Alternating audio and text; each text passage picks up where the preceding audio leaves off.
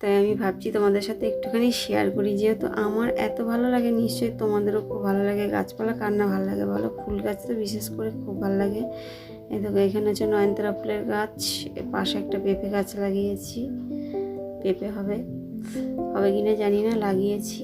তো এই দেখো এই নয়নতারা ফুলের গাছটা এত ফুল হয়, আর এটা হচ্ছে চাইনিজ টগর। তো এই গাছটা না আমি নিজেই বসালাম, কারণ এই গাছটা যখন একটু ঝাঁক বড় হবে ডালগুলো কেটে কেটে না পুরো এই সাইড দিয়ে লাগিয়ে দেবো, পুরো একদম যেমন ওই কোথাও বেশ দেখি না বাগান বাড়িতে বা কোথাও গেলে ওগুলো বেশ ভালো হয়ে থাকে। তো ওই জন্য ওটা লাগিয়েছি। আর ওইগুলো দেখলে তো কচু গাছ, আর এটা হচ্ছে এমনি টগর, যেটা তুলে তুলে পুজো করি, ফুল তুলে। নয়নতারা ফুলের গাছেরও মানে চারিদিকে মানে বীজ পড়ে পড়ে হয়ে গেছে, যেখানে বীজ পড়েছে সেখানেই হয়ে গেছে পেঁপে গাছ। তো এই চাইনিজ টগরটা ওই জন্যই লাগিয়েছি। আর ওটা ছিল আগের দিনের ব্লগ, তো এইটা হচ্ছে পরের দিন। আগের দিনে মানে গাছগুলো লাগিয়েছিল বলে তোমাদের সাথে একটুখানি শেয়ার করে নিলাম। আর এটা এখন আমি দেখতেই পাচ্ছ তোমরা যে আমি রেডি হচ্ছি। এখন একটু যাব, আমি যেখানে সেলাই শিখি রামকৃষ্ণ মঠে, ওখানে আজকে একটা প্রোগ্রাম আছে। তো আমাদেরকে একটুখানি নিমন্ত্রণ করেছে বলে, মেয়েকে করেনি, মেয়ে যাবে না, আর বর্ত কাজে গেছে। আমাদের কি করেছে, যারা আর কি সেলাই টেলাই শেখে তাদের কি একটা অনুষ্ঠান আছে, জন্মদিন আছে বলে, আগে যিনি মহারাজ ছিলেন তারও আগে মনে হয় ওনার জন্মদিন, যাই হোক। তো ওই উপলক্ষে আর কি নিমন্ত্রণ করেছে, তো আমরা ওখানেই যাব। সকালে তো রান্নাবান্না কমপ্লিট হয়ে গেছে, পর তো নিয়ে চলে গেছে, মেয়েও খাবে, ইলি খাবে। তো ওদের জন্য রান্নাবান্না কমপ্লিট করে আমি এখন তাড়াতাড়ি করে রেডি হয়ে নিচ্ছি। তো 10:30টায় যেতে বলেছিল, এখন প্রায় 11টা বাজতে আছে। মেয়েদের জানো তো একটু দেরি হয়, আর যেহেতু মানে রান্না বান্না কাজকর্ম সব সেরেই তো আমাকে যেতে হবে। তো ওটাই একটু ভাবলাম যে তোমাদের সাথে এটাও শেয়ার করি, সব কিছুই তোমাদের সাথে শেয়ার করছি যখন এগুলোও করি। তো রেডি হয়ে নিচ্ছি, যাব। আর একটুখানি শাড়ি পরেছি, অনেকদিন পর একটু সাজুগুজু করার মানে সুযোগ পেয়েছি, যখন একটুখানি ভালো করে সাজুগুজুই করে নিচ্ছি দেখো। আর সাজতে গিয়ে না ভালোবাসে আমার, তো কোথাও যাওয়ার কথা বললেই বেশ একটু খাই না খাই যাই করি, কিন্তু একটু সাজুগুজু করে বেশ যাবো ঘুরতে, এটাই মানে খুব আনন্দ। তো মেয়েকে বললে একটু ভালো হতো, ওকেও নিয়ে যেতাম, ওর যেহেতু ছুটি ছিল। কিন্তু যেহেতু আমাদেরকে বলেছে যারা আর কি সেলাই টেলাই শিখি ওখানে, তাদেরকেই বলেছে। তো চলো, আমি দেখো পুরোপুরিভাবে রেডি হয়ে গেছি, আর ভাবছি একটুখানি চুড়ি পরে নিই, হাতটা কেমন ফাঁকা ফাঁকা লাগছে। তো পেয়েছি যখন সুযোগ একটুখানি সাজার। আর এই দেখো, আর এই ব্লাউজটা দেখতে পাচ্ছ পরেছি, এই ব্লাউজটা কিন্তু আমি নিজে বানিয়েছি, নিজের হাতে জিনিস মানে তৈরি জিনিস পরতে মানে দেখলাম খুব সুন্দর বানানো হয়েছে, ফিটিংস হয়েছে ভালো। আর এই শাড়িটার পিস ছিল, রেখে দিয়েছিলাম, এগুলো বানাইনি মানে রেখে দিয়েছিলাম যে বানাবো না হয়তো। তো নিজে যখন বানিয়েছি মানে শিখছি যখন, ওই জন্য নিজেই বানিয়ে দেখো এই ব্লাউজটা পরে নিজেকে এত ভালো লাগছে, মানে কি বলবো। আমার মেয়ে ওটাই বলছে যে মা, এই তুমি নিজের হাতে ব্লাউজ বানিয়ে তোমাকে কত বেদান্ত সম্বন্ধে কথা হইতে লাগিল শ্রীরামকৃষ্ণ মাস্টারের প্রতি। দেখো, অষ্টাবক্র সংহিতায় আত্মজ্ঞানের কথা আছে। আত্মজ্ঞানীরা বলে সোহম, অর্থাৎ আমি সেই পরমাত্মা। এসব বেদান্তবাদী সন্ন্যাসীর মত। সংসারের পক্ষে এমত ঠিক নয়। সবই করা যাচ্ছে, অথচ আমি সেই নিষ্ক্রিয় পরমাত্মা, এ কিরূপ হতে পারে?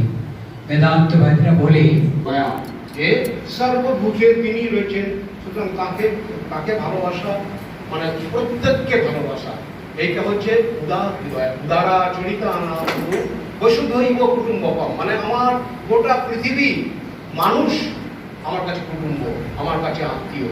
এইটা হচ্ছে দয়া, এটা হচ্ছে আসল মায়া। কিন্তু আমরা গণ্ডির মধ্যে আবদ্ধ, এ আমার, ও আমার, ও আমার, এটা যায় কি করে? এটা হচ্ছে ভগবানের করুণার উপরে নির্ভর করে, নিজের চেষ্টার উপরে নির্ভর করে। সুতরাং এটা করলেই আসতেই পারে, ধীরে ধীরে আসবে। তৃতীয় কথা বললেন সংস্কার আর প্রারব্ধ। বললেন যে ওই কানা, সে চোখে দেখতে পায় না, একটু একটু পায়, গঙ্গা স্নান করে সব পাপটা ধুয়ে গেল, কিন্তু ওই কানা সেইটা গেল না। তার মানে কি, দেখুন দুটো কথা, সংস্কার আর প্রারব্ধ। আমরা যেন ভুলে না যাই, আমরা যখন দুঃখ কষ্ট পাই, আমি হয়তো এই জন্য ভালো কাজ করে চলেছি, কিন্তু তবু আমি দুঃখ কষ্ট পাচ্ছি। অনেক সময় আমরা একটা অদৃষ্টকে দোষ দিই, ভগবান বিধাতাকে দোষ দিই, লাভ নেই। আমি যে পূর্ব জন্মের কর্ম করেছি সেই কর্মফল আমাকে এবারে ফল দিচ্ছে। সুতরাং আমি যেন ভেঙে না পড়ি। সুখ আসবে, দুঃখ আসবে, কিন্তু যদি আমরা দুঃখে ভেঙে পড়ি ওটা ভালো হবে না। ওই সময় ভগবানকে ডেকে মানে নিজের উপর বুদ্ধি। আর এদিকে দেখো অনুষ্ঠান শেষ, এখন একটু খাবার দাবারের ব্যবস্থা আছে আর আমরা বসে গেছি খেতে। আর আজকে খাবারের মেনু ছিল, সেগুলো আর শেয়ার করিনি কারণ সবাই লোকজনের মধ্যেখানে আর ভিডিও করিনি আমি। ছিল পোলাও, কাশ্মীরি আলুর দম, মটর পনির আর পায়েস ছিল, চাটনি, পাঁপড়, মিষ্টি, একটা বেগুনিও দিয়েছিল। তো খেয়ে দিয়ে বেরিয়ে পড়েছি, দেখো বাড়িতে যাচ্ছি। এই হচ্ছে রামকৃষ্ণ মঠের ইয়েটা। আর ওই যে হলুদ মতো দেখতে পাচ্ছ ওটা হচ্ছে ওখানটা প্রার্থনা হয় রোজ। আর পাশেই দেখছো ওটা হচ্ছে দুর্গা মায়ের মন্দির আটচালা এখানে। আর ওইদিকে ডান সাইডে ছিল মা কালীর মন্দির। তো আমি বাড়ি চলে যাই। আর বাড়িতে এসে দেখো আমি মানে আর কিচ্ছু শ্যুট করিনি, কিছু শেয়ারও করিনি, শুয়ে পড়েছিলাম। একদম ভালো লাগছিল না, মেয়েকে খেতে দিয়ে শুয়ে পড়েছিলাম। আর এখন দেখতে পাচ্ছ এটা হচ্ছে রাত্রিরে আজকে বানিয়েছি হচ্ছে ফ্রায়েড রাইস আর হচ্ছে চিকেন কষা, আলু দিয়েছি মেয়ের জন্য।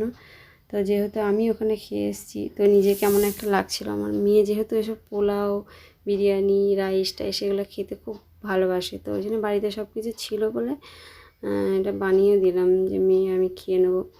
আর ওখানে সত্যি কি বলবো, রামকৃষ্ণদেবের কথা, সারদা মায়ের কথা, বিবেকানন্দের কথা, এইসব কথাগুলো শুনে না এত ভালো লাগছিল, মানে কখন থেকে শুনছি আর তোমাদের সাথে একটুখানি শেয়ার করেছি, জানি না মানে কপিরাইট আসবে কি না। তো এত ভালো লাগছিল শুনতে, মানে কখন যে মানে সেই 11টায় গেছি, মানে 2 ঘন্টা কীভাবে কেটে গেছে ওখানে বসে বুঝতেই পারিনি। এত সুন্দর কথাগুলো, সত্যি আমরা সংসারে চাপে পড়ে মানে এইসব কথাগুলো ভুলেই যাই, মানে সবসময় শুধু আমার করি, নিজের কথা ভাবি। আর কি বলবো, মানে এত মানে হারিয়ে গেছিলাম যেন ওই কথা শুনে, এত ভালো লাগছিলো মহারাজের ওই কথাগুলো শুনে। তো যাই হোক, একটুখানি তোমাদের সাথে শেয়ারও করে ফেলেছি। আর এখন রাত্রে দেখো আইসক্রিম নিয়ে এসছে, আইসক্রিম খেয়ে এখন তোমাদেরকে গুড নাইট বলে দিলাম। তো আজকে ভিডিওটা এখানেই এন্ড করে দিচ্ছি, আজকের মতো টাটা।